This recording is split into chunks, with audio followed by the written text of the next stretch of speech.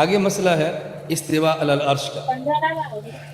یہ آج کے دور میں اس عنوان سے چلایا جاتا ہے کہ جب یہ کہا جائے این اللہ، اللہ کہاں پر ہے، تو آپ نے جواب کیا دینا ہے؟ آج کے دور میں اس عنوان میں جب کہا جائے این اللہ، اللہ کہاں پر ہے، تو ہم کہتے ہیں اللہ موجود، ہم کہتے ہیں اللہ موجود بالجسم و مکان و جہت۔ جب کوئی آپ سے پوچھے اللہ کہاں ہے، تو آپ نے جواب دینا ہے اللہ موجود بلا جسم، بلا مکان اور بلا جہت۔ سب سے پہلی بات تو یہ ہے، کچھ باتیں کل بھی گزری ہیں، کہ جب کوئی پوچھے اللہ کہاں ہے تو اس کا جواب حدیث میں موجود ہے، حدیث میں موجود ہے این اللہ، اللہ کہاں ہے، اللہ آسمانوں میں ہے، اللہ آسمانوں کے اوپر اپنے عرش پر ہے، الرحمن علی العرش استویٰ۔ یہ جواب ہے۔ یہ جواب اس کا نہیں ہے کہ اللہ موجود بلا جسم و مکان و جہت، یا اللہ موجود بلا جسم و بلا مکان و بلا جہت۔ یہ جواب قرآن و سنت میں نہیں بتایا گیا این اللہ کا۔ ایک بات یہ۔ دوسری بات یہ ہے کہ اس میں جو 3 لفظ آئے ہیں، حالیہ دنوں میں اس طرح کی تعبیرات پر بڑی گفتگو بھی ہوئی ہے، بڑی بحثیں بھی ہوئی ہیں، اور پچھلا جو مناظرہ گزرا ہے اس میں بھی اس طرح کی گفتگو آئی ہے۔ تو اس میں جو بلا جسم اور بلا مکان اور بلا جہت ہے، یہ تینوں کو ہم آسان طریقے سے سمجھنے کی کوشش کرتے ہیں۔ پہلی بات یہ ہے کہ اصل بات جو ہے نا وہ یہ ہے کہ چونکہ پہلے جسم کی بات آئی ہے، انہوں نے پہلے جسم کا لفظ اختیار کیا ہے، کہ جسم نہ تو قرآن کا لفظ ہے اللہ کے لیے، اللہ کے لیے نہ تو قرآن کا لفظ ہے، نہ تو سنت کا لفظ ہے۔ یعنی اللہ کے لیے جسم کی تعبیر نہ تو قرآن پاک میں وارد ہوئی ہے، اور نہ تو سنت رسول اللہ میں وارد ہوئی ہے، اور نہ تو جسم کی تعبیر سلف صالحین نے استعمال کی ہے، نہ تو نفی میں اس بات کی ہے استعمال کیا ہے، اور نہ تو اس بات میں، یعنی نہ تو یہ کہا ہے کہ اللہ کا جسم نہیں ہے، اور نہ تو یہ کہا ہے کہ اللہ کا جسم ہے۔ نفی میں بھی نہیں ہے اور اس بات میں بھی نہیں ہے۔ اس لیے سلف صالحین کا طریقہ یہ ہے کہ نہ تو جسم کو نفی میں بولا جائے گا، نہ اس بات میں بولا جائے گا، دونوں نہیں بولا جائے گا۔ جو بھی ایسا کرتا ہے، وہ کتنا بھی بڑا عالم ہو، وہ غلط کرتا ہے۔ کہ اگر وہ کہتا ہے کہ جسم ہے تو بھی غلط کرتا ہے، اگر کہتا ہے کہ جسم نہیں ہے تو بھی غلط کرتا ہے، کیونکہ اس طریقے سے اللہ کا تعارف قرآن و سنت میں وارد نہیں ہوا ہے، اور سلف صالحین نے بھی اس طرح سے اللہ کا تعارف پیش نہیں کیا ہے۔ اب بات کیا باقی رہ گئی؟ جسم کے لفظ پر جو گفتگو باقی رہ گئی، میں نے اس کو وسیلہ بنایا اپنی بات کو کہنے کا، اس ویڈیو کو، ورنہ اس ویڈیو میں اس طرح کا سوال تو نہیں ہے، لیکن بہرحال وضاحت ہو جائے اور رد بھی ہو جائے۔ دیکھیے اب بات کیا باقی بچتی ہے؟ بات صرف اتنی بچتی ہے کہ جو لوگ جسم کی نفی کرتے ہیں، یعنی کہتے ہیں کہ بلا جسم، اللہ کے پاس جسم نہیں، یا جو لوگ جسم کا اس بات کرتے ہیں، یعنی یہ کہتے ہیں اللہ کا جسم ہے، ان پر حکم کیا لگایا جائے؟ یہ جو دوسری بات ہے نا، یہ اللہ کے لیے جسم کے اس بات کی بات نہیں ہو رہی، یا نفی کی بات نہیں ہو رہی ہے۔ بات یہ ہو رہی ہے کہ دیکھیے اللہ کے لیے جسم کا لفظ نہیں استعمال کریں گے، نہ تو پازیٹو میں اور نہ تو نیگیٹو میں، کسی طریقے سے نہیں استعمال کریں گے، یہ اصل ہے۔ اب اگر کوئی استعمال کر رہا ہے تو مسئلہ آ گیا اس پہ حکم لگانے کا، کہ اگر اس نے کہا کہ اللہ کے جسم نہیں ہے تو ہم اس پہ کیا حکم لگائیں، اور اگر وہ کہتا ہے جسم ہے تو اس پہ کیا حکم لگائے۔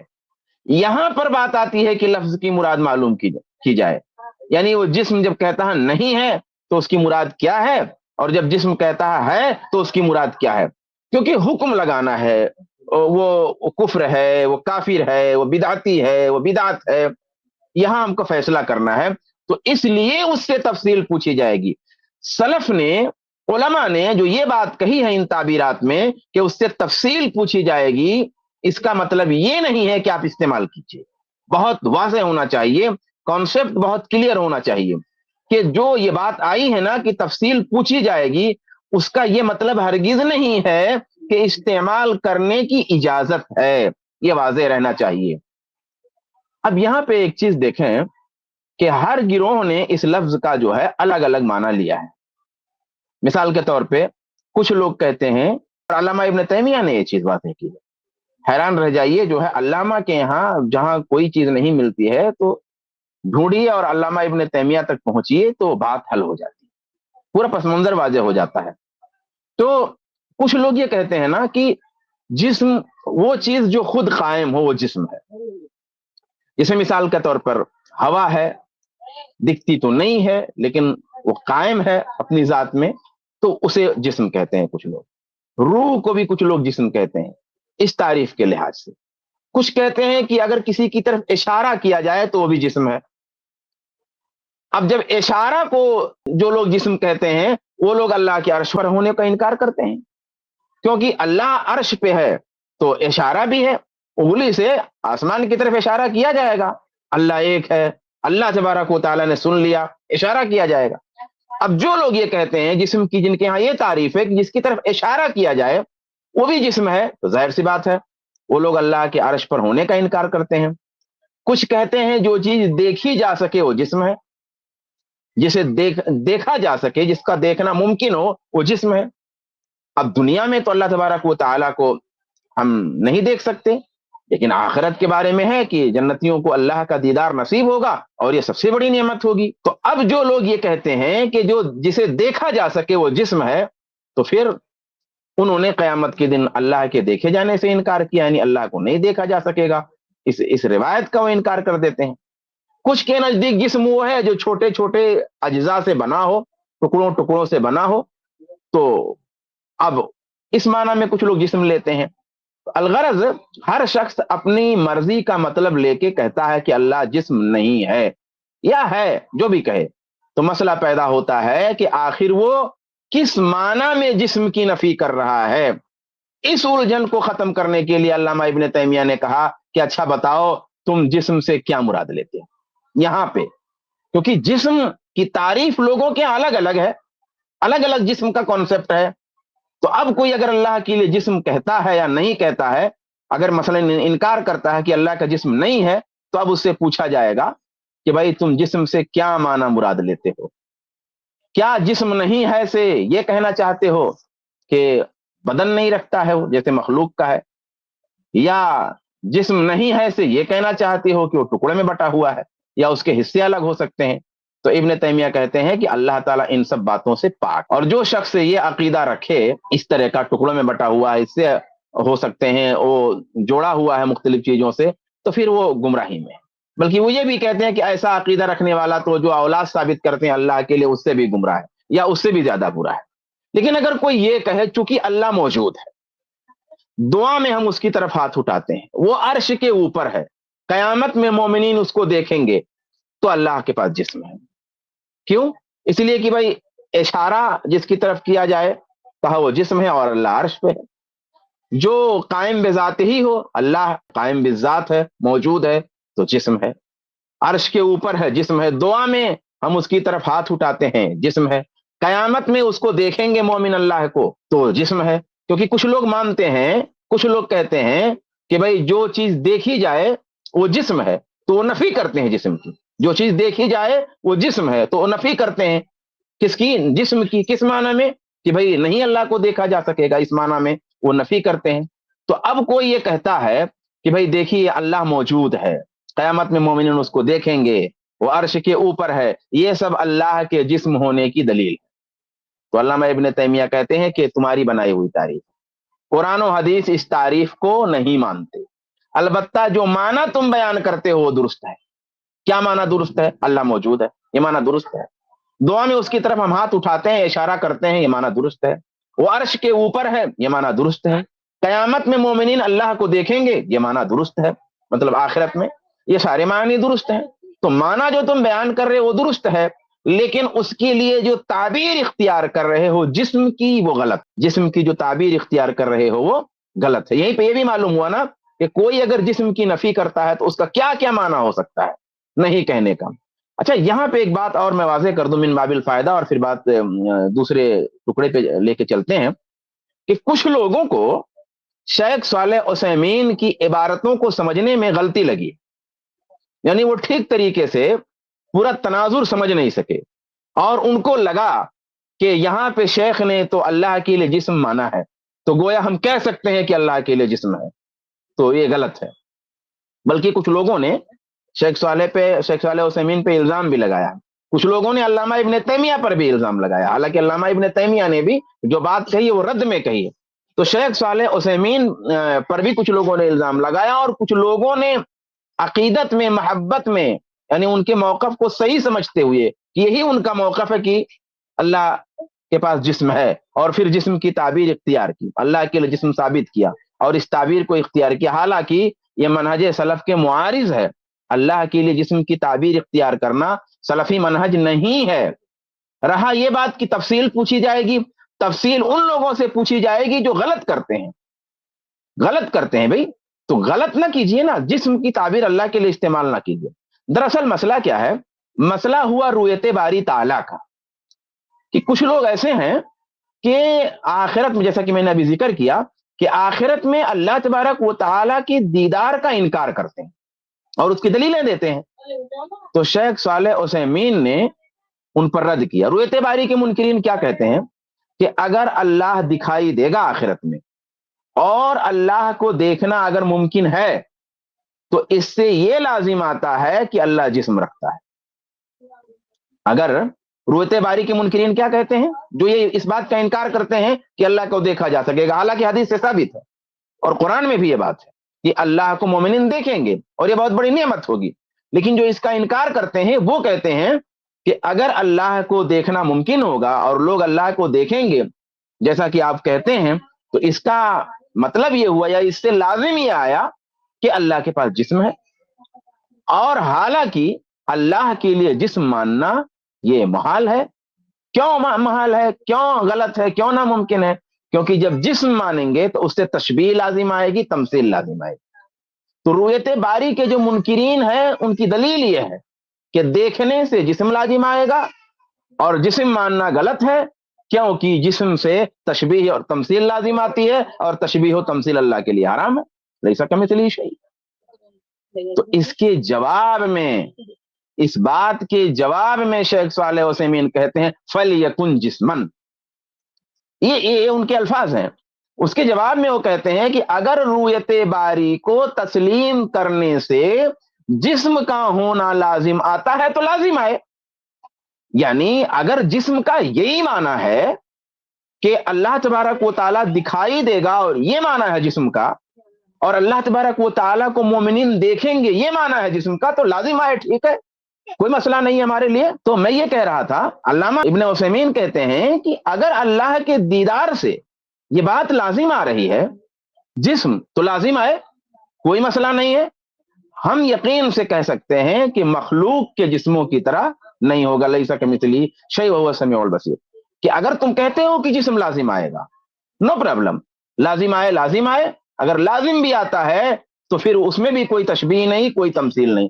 یعنی شیخ ابن عثیمین ایک حقیقت کا اس بات کر رہے ہیں کہ کچھ لوگوں کے یہاں دیکھی جانے والی چیز اگر جسم ہے تو پھر رہے، یہ ان کا یعنی رد میں وہ کہہ رہے ہیں، نہ کہ شیخ صالح عثیمین نے جسم کے اس بات کو درست قرار دیا ہے اور وہ جسم ثابت کرتے ہیں، جیسا کہ مجھے ان کی عبارت سمجھ میں آئی۔ شیخ ابن عثیمین اصل میں جو تلازم والی باتیں ہوتی ہے نا، اس کے بارے میں القواعد المثلیٰ جو ان کی بہت مشہور کتاب ہے، اس میں دلیل تلازم پر انہوں نے بہت اچھی بحث کی ہے۔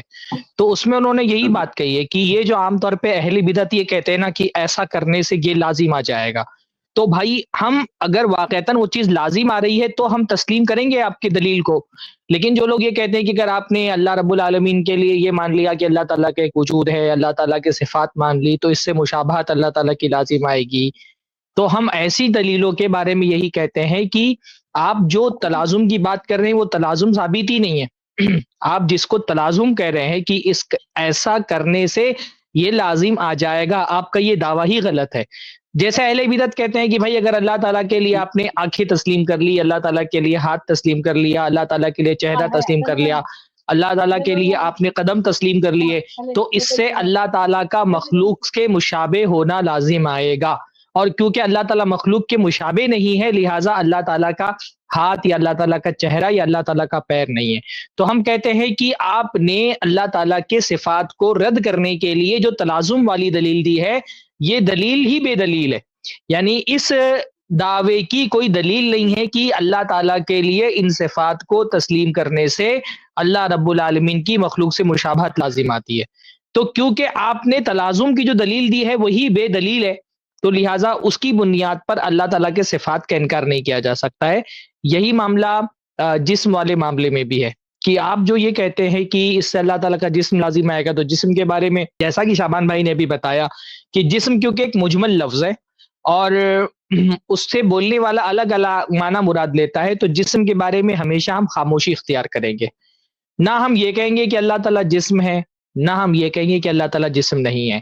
البتہ اس کے بولنے والے سے معنی کے بارے میں پوچھیں گے، جیسا کہ شعبان بھائی نے بتایا معنی اگر صحیح ہے تو ہم کہیں گے معنی صحیح ہے، ہم جسم کی تعبیر کو کبھی بھی صحیح نہیں کہیں گے کہ اللہ تعالیٰ کے لیے جسم کا لفظ بولنا صحیح ہے، یہ ہم کبھی بھی نہیں کہیں گے۔ ہاں ہم یہ کہیں گے کہ بولنے والے نے جو معنی مراد لیا ہے اس کا معنی صحیح ہے، پر اس کو وہ لفظ نہیں استعمال کرنا چاہیے، اور معنی اگر غلط ہے تو ہم کہہ دیں گے کہ یہ معنی غلط ہے۔ ہم جسم کے بارے میں پھر بھی توقف اختیار کریں گے کہ بھائی ہم جسم کو ایسا بھی نہیں بولیں گے کہ جسم نہیں ہے۔ تو ہم جسم کے بارے میں یہ بات ہمیشہ، کیونکہ میں اس میں دیکھ رہا ہوں کہ بہت سارے اچھے خاصے علم والے جو ہے نا وہ بہک جاتے ہیں کہ جسم کا لفظ اللہ تعالیٰ کے لیے استعمال کرنے لگتے ہیں یا مطلق نفی کرنے لگتے ہیں۔ تو جس لفظ کے ایک سے زیادہ معنی ہو سکتے ہیں، نہ اس کو بغیر کسی قید کے ایبسلیوٹلی نہ تو اس کو ڈینائی کرنا چاہیے، نہ ہی اس کو ایکسیپٹ کرنا چاہیے، بلکہ اس کے بارے میں خاموشی اختیار کرنا چاہیے، لفظ تک کے اس لفظ کے بارے میں خاموشی اختیار کرنا چاہیے۔ اور جہاں تک رہا معنی کا، تو معنی میں استفسال جس کو علماء کہتے ہیں کہ تفصیل پوچھنا چاہیے بولنے والے سے، اگر وہ معنی صحیح ہے تو معنی کو صحیح کہنا چاہیے نہ کہ اس لفظ کو، اور معنی غلط ہے تو معنی کو غلط کہنا چاہیے نہ کہ اس لفظ کو۔ آج کے دور میں اس عنوان سے چلایا جاتا ہے کہ جب یہ کہا جائے این اللہ، اللہ کہاں پر ہے، تو آپ نے جواب کیا دینا ہے؟ آج کے دور میں اس عنوان میں جب کہا جائے این اللہ، اللہ کہاں پر ہے، تو ہم کہتے ہیں اللہ موجود، ہم کہتے ہیں اللہ موجود بالجسم و مکان و جہت۔ جب کوئی آپ سے پوچھے اللہ کہاں ہے تو آپ نے جواب دینا ہے اللہ موجود بلا جسم، بلا مکان اور بلا جہت۔ اب یہ بات طالب علم تو سمجھتا ہے۔ اب یہ بات بھی نا، مکان، یہ دوسرا 3 الفاظ تھے، ایک لفظ ہو گیا، ایک مکان ہے اور ایک جہت ہے، باقی 2 لفظ باقی رہ گئے۔ تو مکان، اب یہ جو کہا بلا مکان، اللہ مکان سے پاک ہے، یہ بھی ایک بدعی تعبیر ہے، یعنی یہ تعبیر اہل بدعت کے یہاں ہے، یہ تعبیر سلف کے یہاں نہیں ہے، اہل سنت کے یہاں نہیں ہے۔ اہل سنت کے یہاں جو تعبیر ہے وہ یہ ہے کہ اللہ عرش پر مستوی ہے، اللہ بلندی میں ہے، اللہ 7 آسمانوں کے اوپر ہے۔ یہ ساری تعبیرات اہل سنت استعمال کرتے ہیں۔ اہل سنت یہ نہیں کہتے کہ اللہ بلا مکان یا اللہ موجود بلا مکان، یہ تعبیر اہل بدعت اختیار کرتے ہیں۔ تو ہم مکان کی تعبیر اللہ کے لیے کسی انداز میں بھی استعمال نہیں کریں گے۔ اب مسئلہ کیا ہے کہ اگر کوئی استعمال کرتا ہے تو حکم کیا ہوگا، یہ بار بار میں اس کو یاد دہانی کراؤں گا، کیونکہ اس میں بہت ٹھوکر لوگ کھاتے ہیں۔ ایک چیز یہ ہے کہ منہج سلف کیا، منہج سلف یہ تعبیر استعمال نہیں کی جائے گی۔ اب اگر کوئی کرتا ہے تو اس سے تفصیل کیوں پوچھ رہے ہیں؟ اس سے تفصیل اس لیے نہیں پوچھ رہے ہیں کہ تعبیر درست ہے، اس سے تفصیل اس لیے پوچھ رہے ہیں کہ اس کے ساتھ ناانصافی نہ ہو جائے۔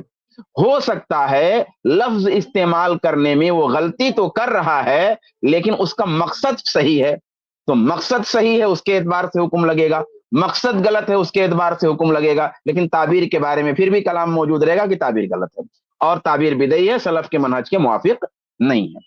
تو اگر کوئی کہتا ہے اللہ مکان سے پاک ہے تو یہ جملہ ایسا ہے جس سے غلط مطلب نکل سکتا ہے، اور اکثر لوگ یہ جملہ استعمال کرتے ہیں جو ان کی مراد یہ ہوتی ہے کہ اللہ تعالی مخلوق کے اوپر نہیں۔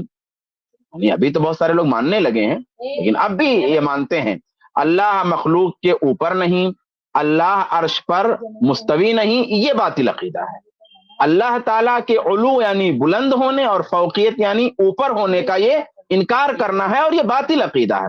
اور یہی وہ گمراہی ہے جس میں جہمیہ مبتلا تھے اور سلف صالحین نے اس کا سخت رد کیا. یہ ایک بات ہوئی.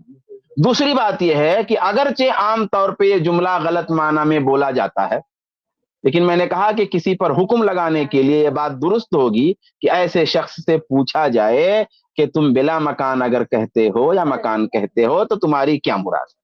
اگر کوئی کہے کہ ہم اللہ کو مکان سے پاک مانتے ہیں بلا مکان، تو پوچھیں گے کہ مکان سے کیا مراد لیتے ہو.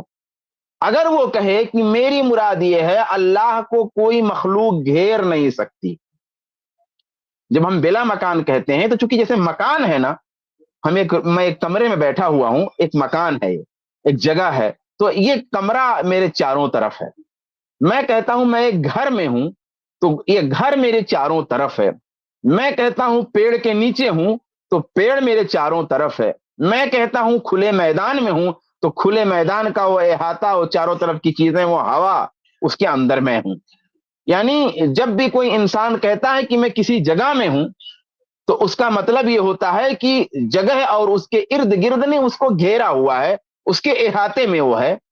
تو اب اگر کوئی کہتا ہے کہ اللہ مکان سے پاک ہے، اللہ موجود بلا مکان، اولاً تو استعمال نہیں کریں گے، لیکن اگر استعمال کر لیا تو اب پوچھیں گے تم نے جو یہ کہا اس کا کیا مطلب ہے. اب اگر وہ کہتا ہے کہ بلا مکان کہنے کا مطلب یہ نہیں ہے کہ اللہ عرش پہ نہیں ہے، اللہ عرش پہ مستوی نہیں ہے، اللہ اوپر ہے، اس کا انکار کرنا میرا مقصد نہیں ہے. میرا مقصد ہے کہ کوئی مخلوق اسے گھیر نہیں سکتی. تو جواب یہ دیا جائے گا آپ بات تو ٹھیک کہہ رہے ہیں، آپ کی بات تو درست ہے، ہم بھی یہی مانتے ہیں، کیونکہ اللہ اول بھی ہے، اللہ آخر بھی ہے، اللہ ظاہر بھی ہے، اللہ باطن بھی ہے، کوئی مخلوق اسے گھیر نہیں سکتی. تو اب اس روشنی میں تو آپ کی بات درست ہے. لیکن اگر وہ یہ کہے کہ بلا مکان، اللہ مکان نہیں رکھتا، بلا مکان ہے، مکان سے پاک اور منزہ ہے، اور میری مراد اس سے یہ ہے کہ عالم کے اوپر کی جگہ علو، اس کا انکار ہے، یا اللہ اوپر نہیں ہے، اللہ عرش پہ مستوی نہیں ہے، یہ میری مراد ہے بلا مکان. کیونکہ دو تم کہتے ہو عرش پہ مستوی ہے، مکان ہو گیا، اور ہم کہتے ہیں عرش پہ مستوی نہیں ہے، بلا مکان ہے، تو کہیں گے کہ یہ معنی باطل اور فاسد ہے، یہ معنی غلط ہے.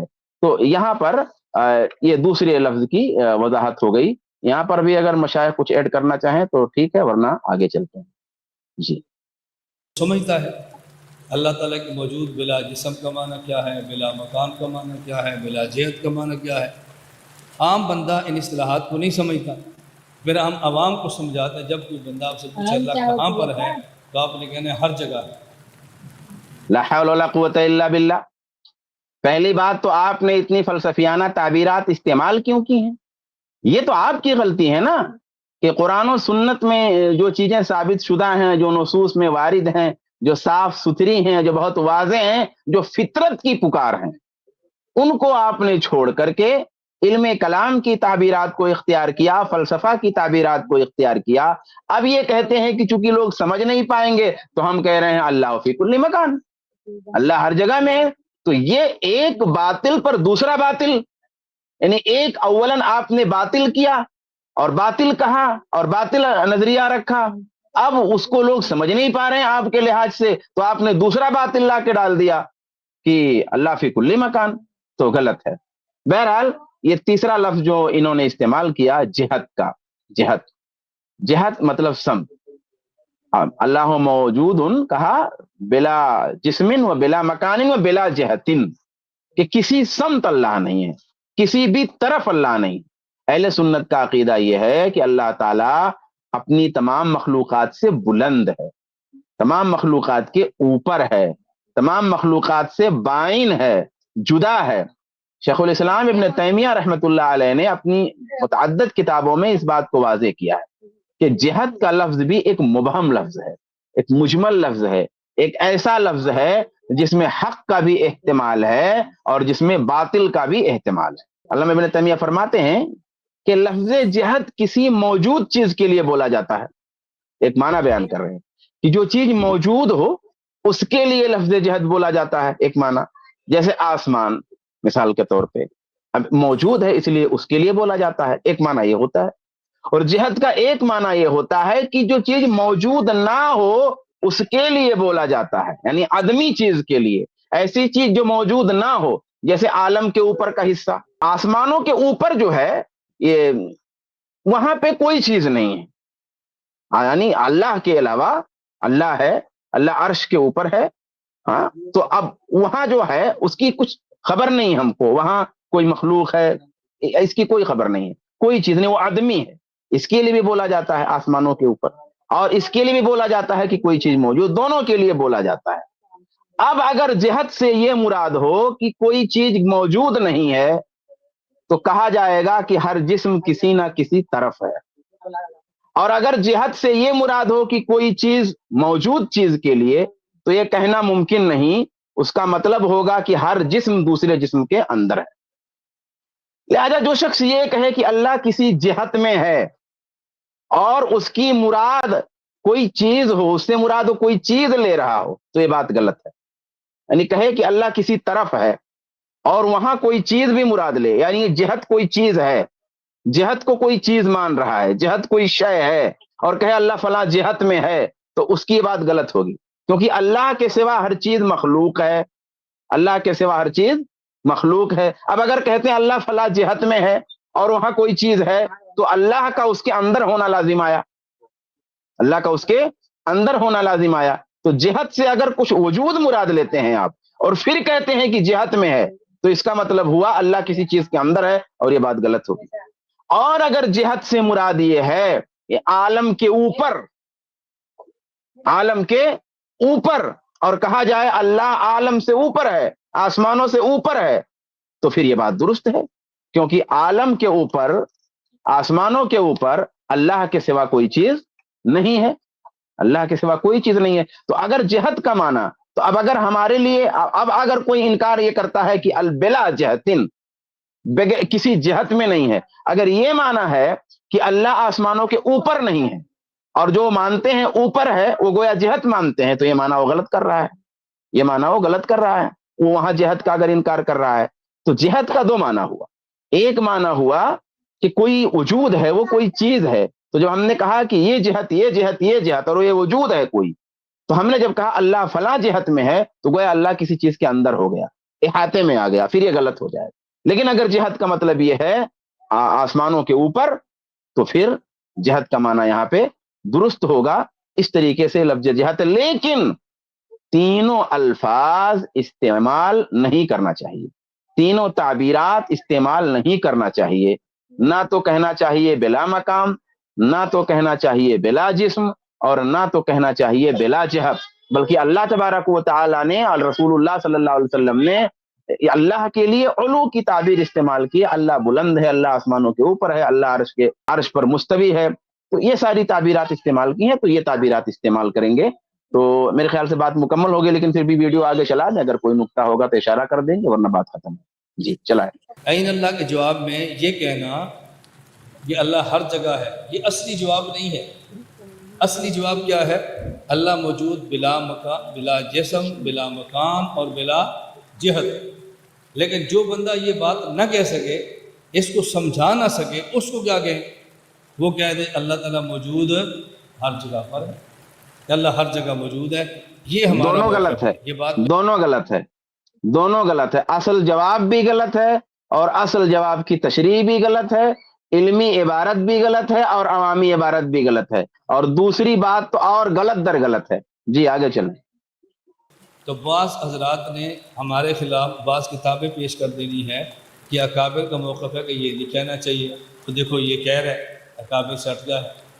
میں حوالے ایک دو نہیں، پوری حوالوں کی بارش ہم برساتے ہیں کہ جو بات میں کہتا ہوں نا اللہ ہر جگہ موجود ہے، یہ ہمارے اکابر نے لکھی ہے، ہمارے اکابر نے فرمائی ہے، فلاں فلاں اکابر نے یہ لکھا ہے، یہ حوالے نوٹ کرو، فلاں فلاں فلاں، یہ حوالے نوٹ لکھے، حوالے آپ کو دیتے ہیں۔ لیکن پہلے یہ بات سمجھا رہا ہوں، اگر اکابر سے مراد آپ کے مخصوص علماء ہے تب تو حوالوں کی بارش کیجیے، کوئی مسئلہ نہیں، اور اگر اکابر سے مراد سلف صالحین ہے تو ایک دو حوالے بھی نہیں پیش کر سکتے، اور اگر اکابر سے مراد عام اہل علم ہے تو اللہ جو ہے، جہاں پر کچھ لوگوں نے کہا بھی ہے کہ اللہ موجود فی کل مکان، وہ مطلب مراد ہی نہیں لیا ہے جو آپ لوگ لیتے ہیں.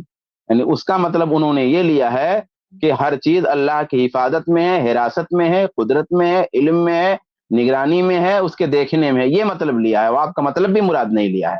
تو اس طریقے سے بارش نہیں برس پائے گی، بودا بادی ہو جائے گی، اور وہ بھی آپ کے اپنے علماء کی. جی آگے چلیں. کہ جب یہ کہا جائے اللہ تعالیٰ کہاں پر ہے تو جواب کیا دینا چاہیے؟ اللہ تعالیٰ موجود بلا جسم، بلا مکان اور بلا جسم. اب یہ عوام کیسے سمجھے؟ عقیدہ تو عوام کا بھی ہے، خواص کا بھی ہے.